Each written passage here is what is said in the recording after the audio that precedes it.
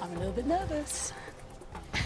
I didn't feel nervous until I saw the wall of cliffs. I thought, oh yeah, right, I'll be jumping off that then, won't I?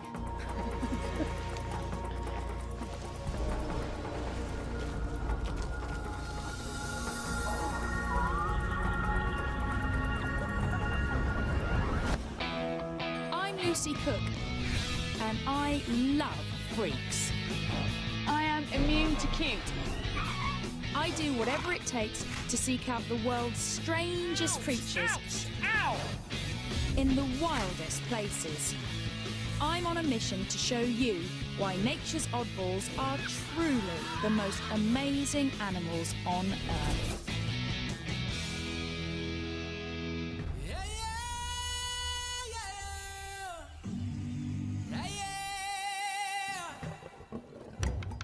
Every year, 8 million tourists flock to South Africa to catch a glimpse of the animal world's superstars, the so-called Big Five.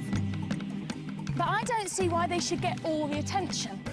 So I'm here to seek out the ugly, the weird, and the overlooked, my very own odd five.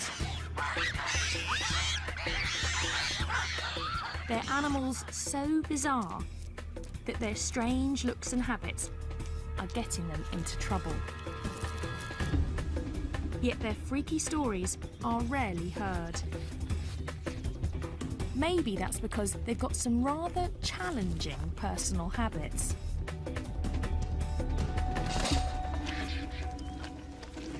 Like vultures that feast on dead and sometimes decomposing bodies. That's half a cow. It's a little bit smelly as well, I should add. But this gruesome diet is now killing some Cape vultures. Look at the wingspan on that! They're being accidentally poisoned. This couple takes in the victims and nurses them back to health. Here we go. Dinner time. Don't be alarmed if a whole bunch of vultures do come up to you. Okay. So they do bite.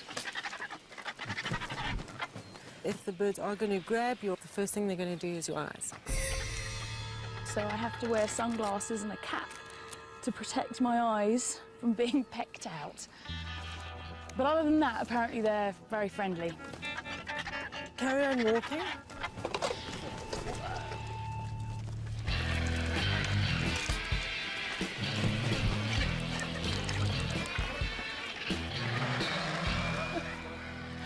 I love all the argy-bargy. Hissing and strutting and posturing. Just careful, careful, careful. Just had a finger. That is not for tea. Ayla over there, her speciality is to go in and quickly grab the liver. She loves the liver. Really? Just like Hannibal Lecter?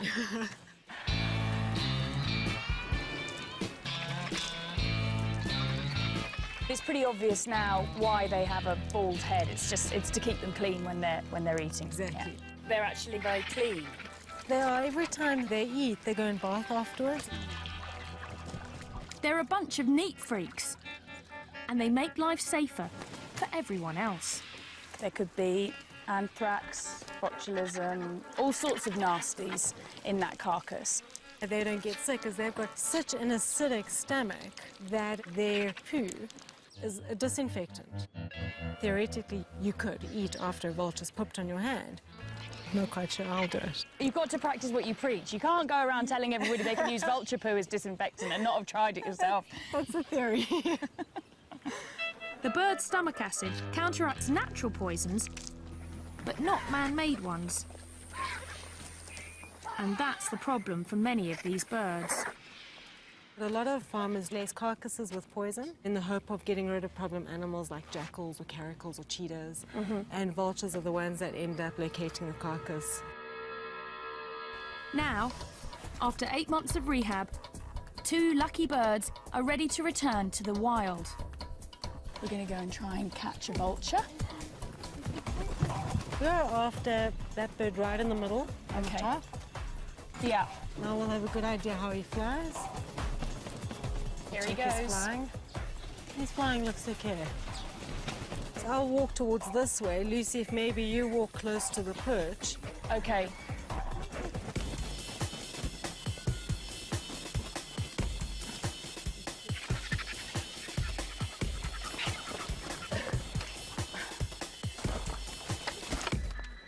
Well, he's quite a small guy. Do you want to try and grab him? All right. From that way. That's okay. it, yeah. And the most important part is not to let go of the head. That's the number one. Number one, don't let go of the head. They're very wriggly, so just... Very wriggly. Okay, I've got hold of it. Wow, it is wriggly, isn't it? Hold Whoa, higher. it's so wriggly. Yeah. Okay, hold higher. You're going to hold it up against your chest. I'm going to close him to... like that. And My keep hands his are quite head- small. Keep his so- head away from your face. Don't Okay, don't yeah, get but too also- close. Okay, now you're going to hug him. So I'm going to pass him to you. You're going to kind of hug him. Okay. Okay, you okay there? Yeah, just. Whoa, he's strong. Okay. Have vulture will travel. It's going to turn into the narrow tar road. You follow that all the way up. We take our birds to a spot where they can join other Cape vultures in one of the last surviving colonies. These birds only live in southern Africa.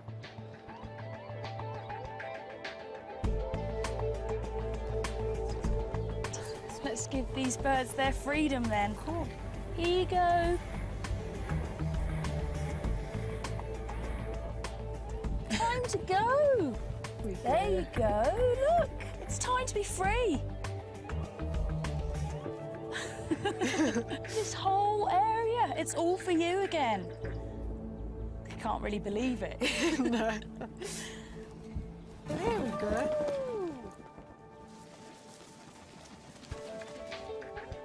Straight off and heading for home.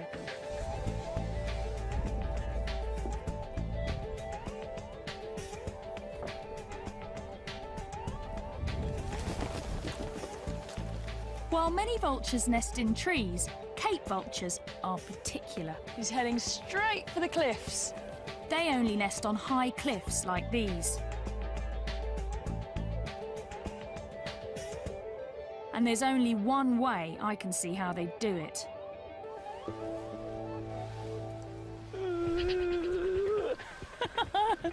I'm a little bit nervous.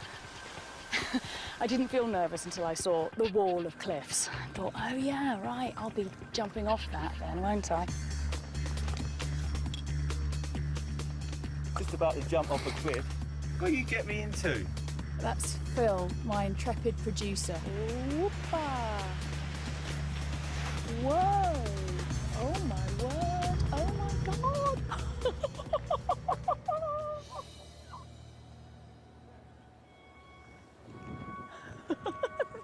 They're gone, and there's two vultures. What people know about vultures is that they're fantastically ugly, but what people don't really know is that they're the world's highest flying bird. And in fact, one vulture even crashed into a jet at 37,000 feet. I'm hoping we don't have to go that high. We won't be going that high, will we? No, not today. You promise? Okay. Paragliding reveals how surprisingly curious and social the vultures are. You can see the birds coming out and joining them already. Oh, wow! They get to know you and they actually enjoy flying with you, so they'll follow you around. To sort of play with you. Yeah. Combination of nervousness and excitement, the likes of which I haven't had ever, I don't think. All right, we're gonna go, Okay. and let's go.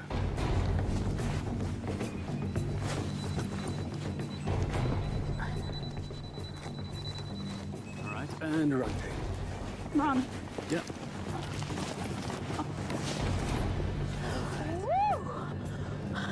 All right, well, how does that feel?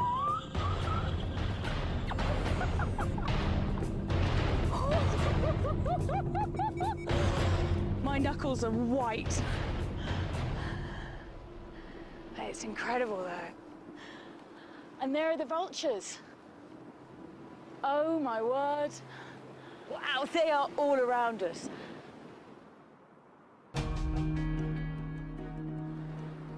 And they do seem like they're hanging around with us, enjoying the ride.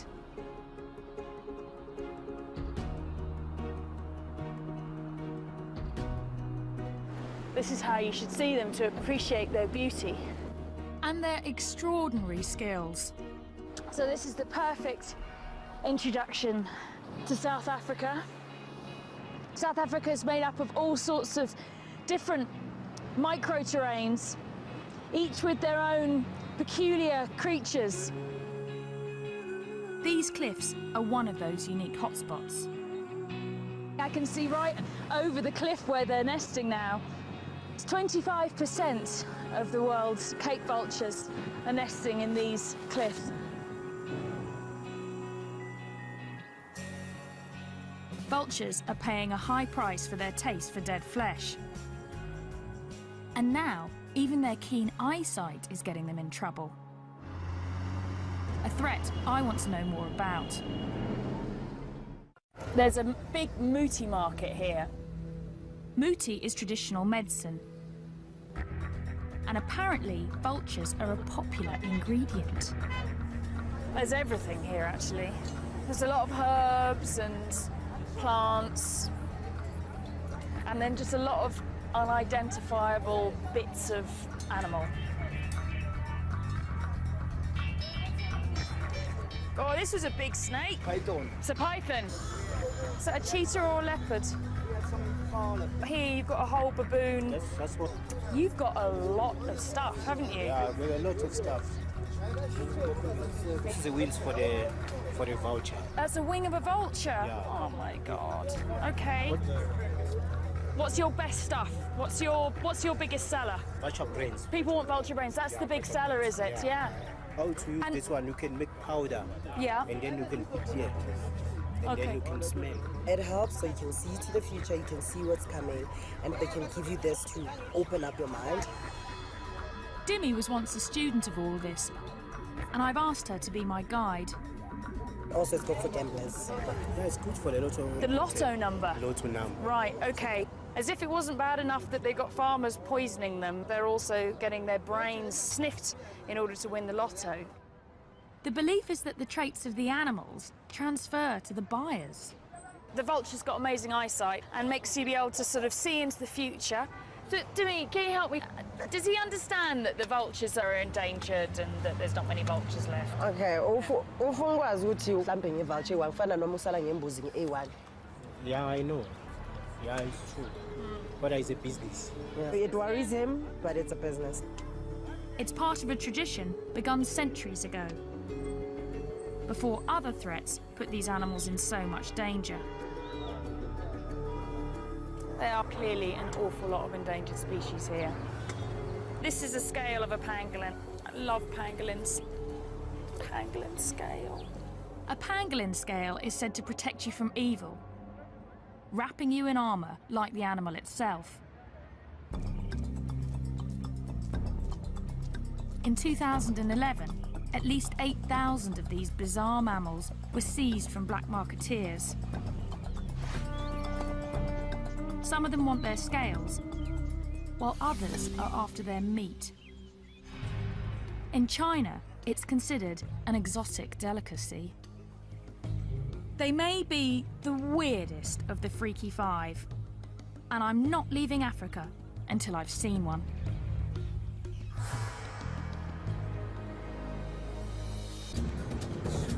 Finding a pangolin is turning out to be a real challenge. So I've been kidnapped by Louise Joubert. She's got my favourite animal. She's a pangolin, which is a funny little scaly anteater with a very, very long tongue and a very smelly bottom. But Louise seems determined for me to see the big five first. Obviously, you understand I wouldn't normally be interested in lions, but I'm actually quite scared to say no to Louise. They're big lions, aren't they? They're big. It's very easy to put your claws through there. Louise rescues and rehabilitates animals and then sets them free. Oh, we've got pangolins to see. Come on, we've got pangolins to see. Enough with the celebrity animals. Oh my word, it's a rhino. What's it? It's like, do you think my hand's food? Louise, I want to see the pangolin. I want to see the pangolin. Take me to the pangolin, please. wild dogs. What do you think, Munchkin, eh? What do you want? Do you want to go and join them? Do you want to go back to nature? No, definitely. Slightly mad place, really, isn't it? Louise has an amazing success rate. She's saved 4,500 creatures since 1993. Slightly nervous as to what's going to be inside. This is a very strange house. We've got funny little animals. And in this bedroom, we've got a load of ostrich chicks. Yeah. Now I'm going to get to the pangolin. This is the pangolin's bedroom. This is the penguin's Pangolin's bedroom. got his very own bedroom. This is the pangolin's teddy bear. And he's been pooping, so we need to just clean that. Here we go. Sid, you stink. I could camp out in the African bush for months and never see a pangolin. Oh, look, he's making into a little ball. They're very shy and secretive. Sid, it's so fantastic to meet you. I've heard so much about you, and I have been desperate to meet you. Oh, he's so strange. His funny little ears. They've got very poor eyesight, apparently, but they've got a very keen sense of smell. And he's like a little pine cone, aren't you, Sid? Sid and his mother were seized from poachers. The mother showed signs of stress and Louise released her. Now she is Sid's mum and has to make sure he learns to survive in the wild. We're on our way to go and find some termite mounds because Sid needs to learn to eat termites. He's an anteater, termite eater. You reckon this is a good one? Pangolins are super specialised for eating termites, with sticky tongues as long as their bodies, and claws that can dig through concrete. Those termite mounds are really hard, so you can see why he needs to have these really big digging claws. We might have termites in there. Yes. Oh. Am I doing this right? Yes, there's the first termites coming out. There's one there. Oh, come on, yeah. I know you don't want to be eating his breakfast. Okay, let's try the termite, Sid.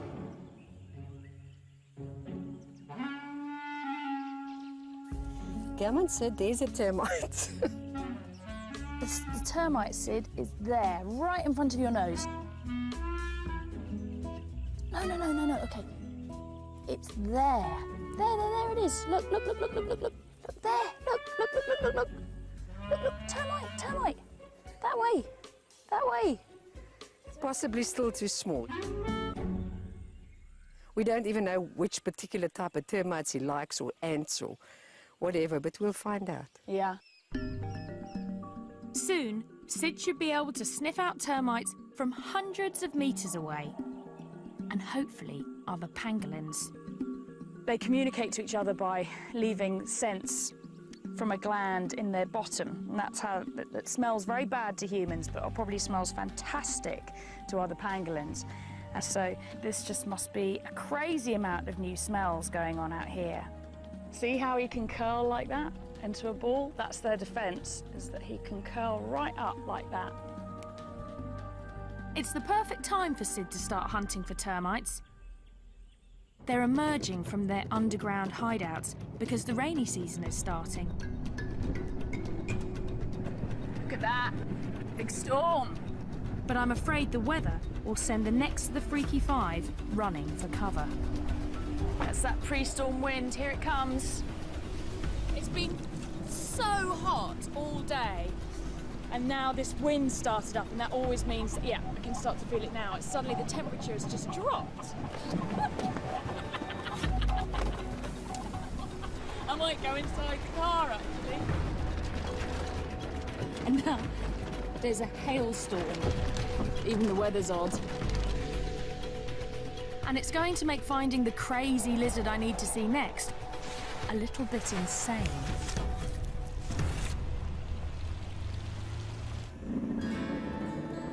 Let's go find some sun gazers. We've travelled in search of this incredibly rare lizard, and hardly anything is known about it, except for the fact it's called a sun gazer. That's a burrow. That's another burrow there. My guess is that means it likes to gaze at the sun. What? Oh, lightning! There's no sun gazers, but there's a lot of lightning. If we were looking for lightning gazers, we would have chosen the perfect day. Sun gazers sell for crazy sums on the illegal pet market. Rain! Rain! And I want to see what's making them so popular and getting them into trouble. The lizard guys are here. I've got 3 experts to help me coax a sun gazer out of its hole. He's shivering. It's shivering shit. I know how you feel. Shivering, Lucky Lucy. Yeah, exactly. We can try and cool them out if you want. Do you do the call of the opposite sex? Yeah. You've got to have a very sexy call, haven't you, to get that sun gazer out of its hole today? It's coming out. No way.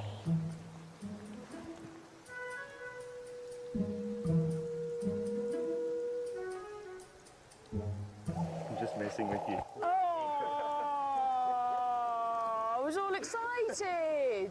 I did think it was weird. I was thinking to myself, they really make that noise? I'm thinking, well, I don't know, I'm in South Africa, I've never been here before. It's like anything could happen, but... Luckily, the lizard men have some they're studying that they want to release. In this bag, the Holy Grail, the famous sun gazer lizard.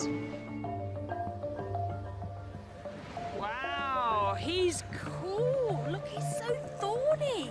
She. Look at her. These sharp spikes help make the sun gazer a hit in the pet trade. They're there for protection. These spines, these are the occipital spines, and these are what they stick into the roof of their burrows, so they can't be dislodged. I see, so their defense is to sit in the burrow with the head down, the tail sticking out, and then if a meerkat or something comes along and tries to yank one out, these spines around the head yank on, and then they can't pull them out. The burrow's also for defence. And we want to return this girl to hers. There it is. This one's a really nice hole. I would like to live in there. Would you? No, look at it. I mean, it's got a nice runway. It's well furnished. Not too long grass. Not Two bathrooms. These guys want to learn as much as they can because no one knows how many are left in the wild. This lizard is only found in this tiny area, isn't it? They're found only in the South African highlands. They're very rare. They look incredibly fierce, but they're really very passive and easy to handle. It's a recipe that some exotic pet owners can't resist. Look at these spines and look at these spikes. They're like living dragons, really. There's nothing else that looks like this. Apart from you this morning when you turned up with your hair, actually.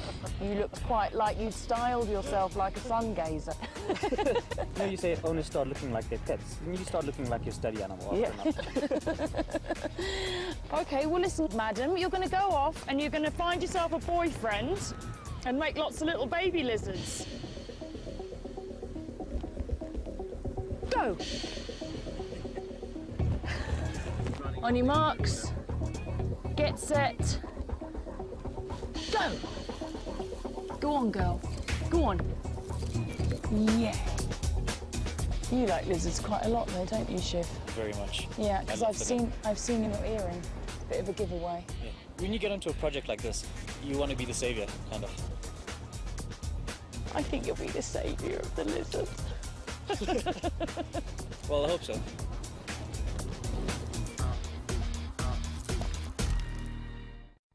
Burrowers like the sun gazer are found all over South Africa, where protective tree cover is in short supply. There's the aardvark, an anteater with the snout of a pig, the ears of a rabbit, and the tail of a kangaroo. They can weigh as much as a human. Aardvark burrows are often taken over by the honey badger. But the honey badger doesn't give a damn. He's such a badass. But for one of South Africa's oddballs, its protective burrow is turning into its tomb. You won't believe what I'm going to do. I'm going to go and rehouse a spider. We need that. You need a big knife. We need a big knife. This is Donald. Donald Stridon. And Donald's the patron saint of this spider. We're going to do some aggressive research. Aggressive research? We're going to need the relevant equipment here. Donald served in the South African Army and is ruthlessly efficient. Don't want to leave anything behind. You don't want to leave anything behind, no. It's stuck in the bush somewhere. The spider we're after is known as a tarantula in most of the world. Here, it's called a baboon spider. We have water containers, yes, check. Let's take some weather monitoring equipment. Do you need gloves? We We need to get camera, GPS. We don't need gloves. Okay. Spider safari. Yeah. So these spiders, they only really live in this area around here. About 150-kilometer radius from where we are now, and that's it. The only place in the world that you find this spider. That's the problem. Throughout southern Africa, tiny areas are home to unique animals found there and nowhere else in the world. Like the sun gazer, the Cape vulture, and the golden brown baboon spider. Unfortunately, the spider likes a kind of soil also popular with home builders, and it refuses to move, even when the bulldozers come. It's going to tuck down right under there, panic, and as soon as they cover it over, slow, terrible death. So we absolutely need to move it. So this is an emergency situation. Yeah, this is one. So that's where the spider is. Now, golden brown baboon spiders need very special attention. They're very finicky, and we have to be finicky too. So the technique of capturing the spider is not to make too much disturbance so that we don't spook the spider. The first step is to lure this very sensitive spider out of its hole. Now, Donald has thought this through and has developed a special method, haven't you? Which involves faking a rainstorm. Here comes our rainstorm. You've got to make thunder sounds, eh? That's it, perfect. Just carry on like that. Kay's coming out. She's coming. There we go. You're doing such a good job. So there she is. South Africa's fussy freak emerges. Okay, so Donald's actually blocking its entrance with the knife so that it's now trapped in its porch, basically. It's probably about a 15-year-old spider. 15-year-old spider? Who knew? In 15 years, she hasn't really left that burrow. Wow, okay, so this is a big moment for this spider. Try and get this with my camera. You've got to be so gentle with them. The hair's covering the body. Every about 20th hair is a sensory hair, so they touch things and feel things with that. Here, there we go, beautiful. She's lovely. Wow.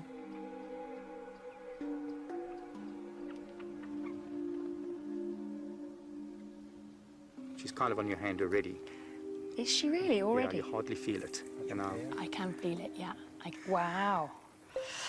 I'm slightly worried she's going to run into my shirt sleeve. She won't run too fast. How long does it take for the spider to build this hole? Took it about 5 to 7 years. That's incredible. I totally understand why it wouldn't want to move. The hole is the spider's life's work. It won't simply dig another once we move it. So that's half the job. Less than half. We need to get a mould of that hole. If you don't shake it properly, it doesn't foam nicely. Yeah. Now Donald is making it his life's work to figure out exactly what the spider likes. That's it. Oh. Okay, we need to get a GPS reading here. We need to get weather conditions. Donald's quite serious. 24 degrees, 22 minutes. Yeah. So how many spiders do you think in total there need to be relocated here? Well, looking at the map and how many houses are going to be built here, with each house there could be at least maybe 2 or 3 spiders. So multiplied by 200, 300 houses. It's a lot of work. Donald could end up doing this 1,000 times. Meanwhile, our finicky baboon spider still needs a new home. We should use this area. This is our spider's home. This is what was underneath. And we're going to start making a hole for her in the hope that she'll continue and make the rest of the boot. Yep, exactly. Okay, so what direction? We were 24. What do you say about that spot? Donald has learnt to be as fussy as a spider, having to try and rehouse. How many have you tried? And I hate to say failed, but I mean it's...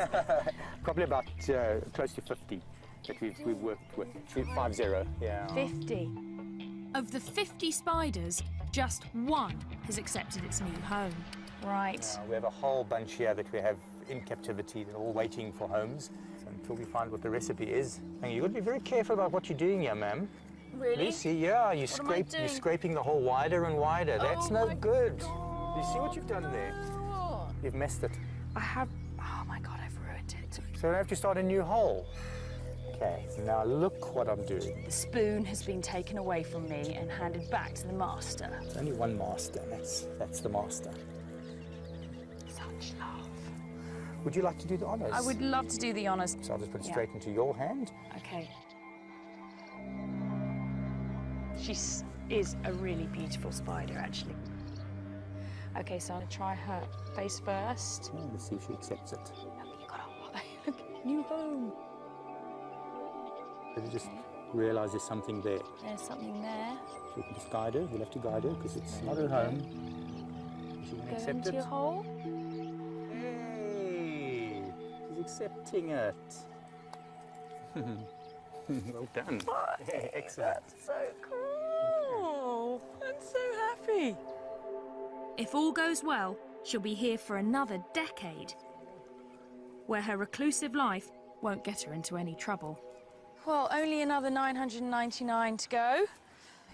I'm betting Donald will move every single one.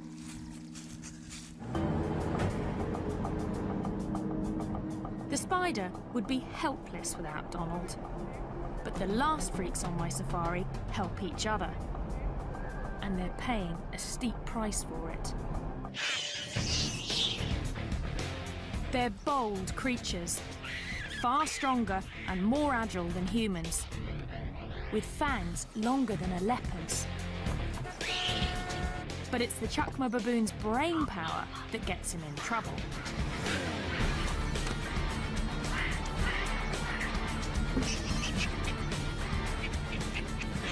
They can work together in raiding parties of as many as 100. Not the kind of creature you want to come home to. Unless you're this guy. Yeah, that one looks like he's really quite pleased to see me. The penal display. Just go inside. Go inside? Yeah, okay, all right. Hello, guys. Matthew and I are becoming friends, aren't we, Matthew? Yeah? You like what you see? When baboons clash with humans, Bob rescues them. You are a naughty baboon. Yeah, you are a naughty baboon. Yeah. I've only just met Bob, but he seems to be half baboon himself. I've been crapped on. Oh, God. Once you're back home, you're going to miss the smell. Really? Do you know what, Bob? I struggle to believe that. So where did these babies come from? Matthew had been saved from a tribal medicinal trade. Others were orphaned when their mothers were shot. They've had a narrow escape, haven't they?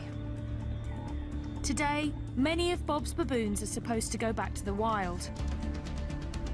But it's something he's never tried to do before. I'm going to help relocate almost 20 baboons. It's an event Bob has worked towards for decades, as he's learned to forge rescued animals into one cohesive troop. It's a massive day for Bob today. Like a sort of baboon wizard, he's collected a group of unloved baboons that have all come from different horrific situations and rehabilitated them here. And today's the day that we're going to dart them and move them to their new enclosure. It's the final step before these exceptionally smart animals are released for good.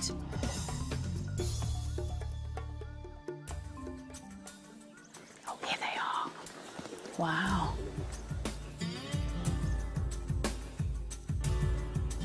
Look at these eyebrows now. Yeah, his eyebrows are wagging up and down. Yeah, we believe that they are real psychological experts. Make eye contact and they can read your soul. scary prospect. Baboons are very social, but creating a troop from scratch is not easy. You need the right mix. After years of trial and error, Bob's finally found it. Just recently, this group has come together to raise their newest member. There she is now there. You can see her there with a baby. I can see Daisy with a baby, yeah. When she came in, she was exactly the size of a baby. No, Yes. really? Yeah, now she's going to be... I want to cry. I was going to say, Bob. She's going to be released now with her own baby. Oh, that's amazing. It's going to be an intense day. Now we have to outsmart them. Easier said than done. Know that they're very intelligent. They will know quickly what we're up to. And you must be alert. They are potentially very dangerous animals. Okay. I feel quite nervous, actually, because these are big animals. We don't want things to go wrong. First, we lure the animals into a smaller enclosure to sedate them. It's great. Is he going to go in? Looks like a shoulder. He's gone in. One of the lead males that we really wanted to get into the cage early on, we've got him in the cage. Then we get Daisy and the baby. Come on, two more, just two more. Two more. Okay. There you go. Got it? Yeah. Try. We've managed to get 8. 8. We've got 8. Good.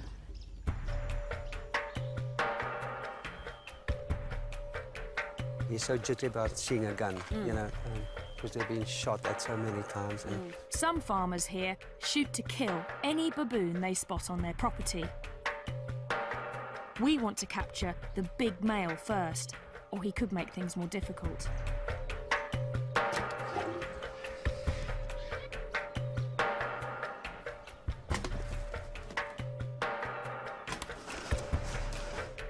It's really tense.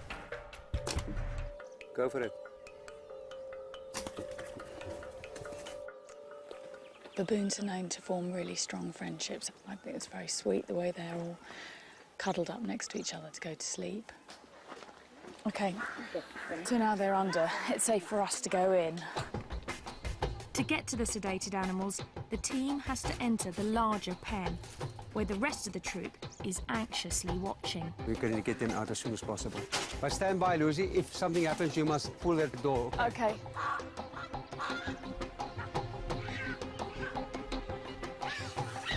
Hear that? The minute that the baby starts crying, they will... Oh, they can tell something's going on. Yeah, they're going crazy because it's the baby. Now with the baby making the sounds, then we must take them out immediately. I've got it, yeah, OK.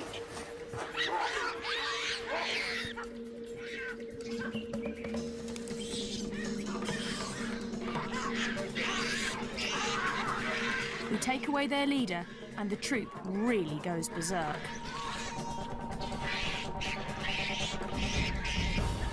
Once strangers, these baboons will now do anything to protect one another. And that includes taking us on.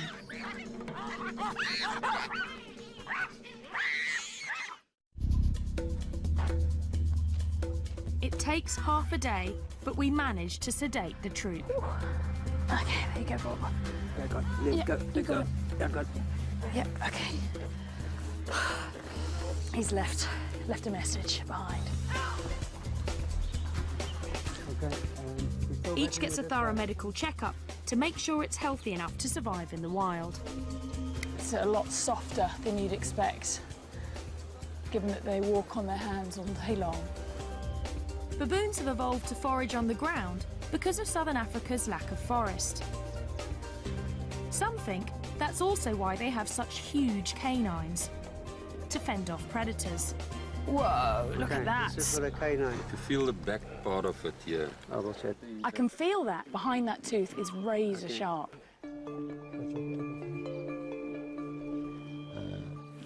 Wow. Okay, can you hold it loose? Oh my word. You got? Yeah, I've got him, yeah. Okay. At last, they're ready to go. So we're putting the baboons in these boxes so that they can be easily transported to the site where we're going to release them. What's going on, eh? You and Mum are going to wake up somewhere completely new and then you're going to be wild. You're going to grow up to be a wild baboon. Yeah, that is... Okay, there we are. Right. Well done, first stage, all good. Bob has found the baboons a home on a nature reserve 80 kilometres from the nearest town. This is the new home. Have you chosen baboon heaven? Absolutely. This is the ultimate baboon habitat. Yeah. We need to make sure the baboons will stay together. So we'll first release them into a temporary electrified enclosure. That's just so that they get used to this area and stay as a group. And then, after a couple of weeks, I'll turn the electricity off, build some bridges so that they can then expand beyond the fence, and then eventually the fences will come down and it'll just be them in the wilderness. Here comes the big boy. Look at them pulling in the pipe. The baboon's got hold of the pipe. 19 baboons in these boxes that would have died or led some horrible, grim existence as pets. And they are about to have their first taste of freedom. And everybody's very excited. No one here has ever done this before. We've got Daisy and the baby in here, and they're going to go in first. Are you guys ready? Yeah. Here comes Daisy, guys. Here comes Daisy. Woo! There she goes. They're kind of looking around like, what the hell happened there? 3, 2, 1.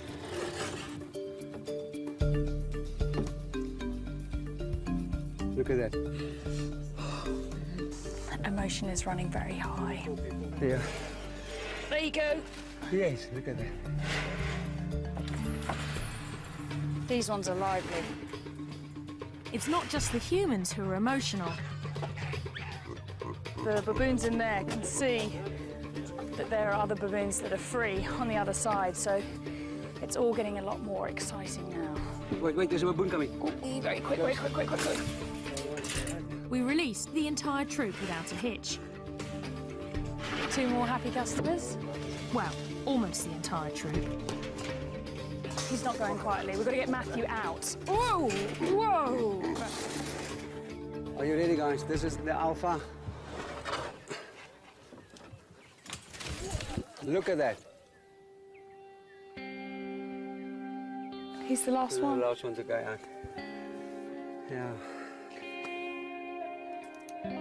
Look at that side, Lucy. Look at them. They are all happy. They're really happy, aren't all they? the talking going on there. It's like the first step into the big world. Yeah. A new world for them, a new experience and freedom. Everybody thinks their society is based on aggression, but it just isn't, is it? It's not. It's not. It's about care. This is a group of animals that come from as far as 1,000 kilometres away from each other, and yet they form this incredibly tight family group now, and they'll do anything to protect each other.